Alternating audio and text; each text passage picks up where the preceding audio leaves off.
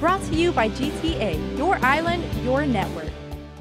Their position has remained the same from 2 years ago. The board of directors of the Guam Chamber of Commerce have actually agreed in principle to oppose the legislation.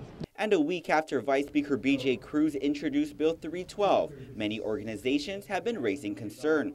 Guam Chamber of Commerce Vice Chairman Bobby Stringy. First and foremost, there is no study. There is no economic study that was mandated by law, and that's a big concern. That's a big concern for a number of reasons, because there are no real facts in front of you. Bill 312 would raise the minimum wage to $9.20 in 2017 and to $10.10 by 2018. It follows the first minimum wage increase implemented a year ago. But he hasn't spoken to the little guys. He hasn't spoken to those small businesses that actually suffered the consequences of a wage increase. The Guam Chamber of Commerce represents over 400 businesses with a total of over 40,000 employees, from small two-man family operations to the large corporations.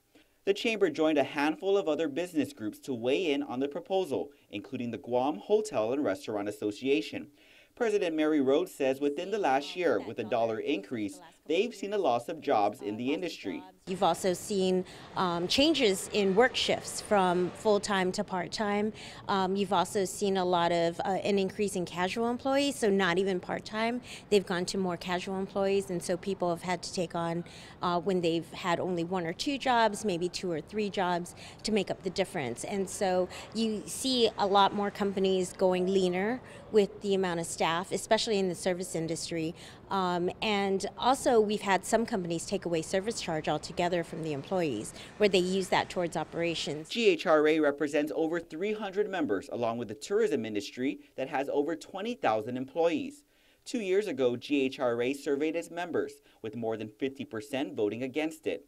Rhodes says their position remains the same and will not support any increase without looking at an economic impact study first. Our market has shown that we are growing despite those economic challenges, but what we can't do is continue to increase, because we're in a time of growth right now and we cannot afford to take on any additional fees unnecessarily and arbitrarily too. We need this economic impact study.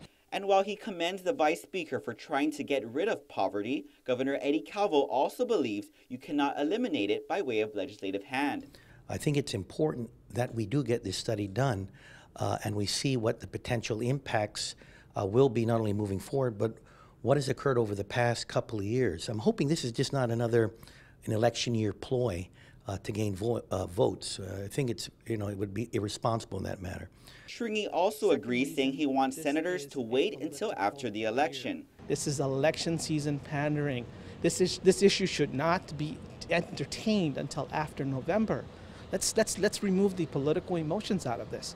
It's not the time at this point. Reporting for Guam's News Network, I'm Ken Quintanilla. Brought to you by GTA, your island, your network.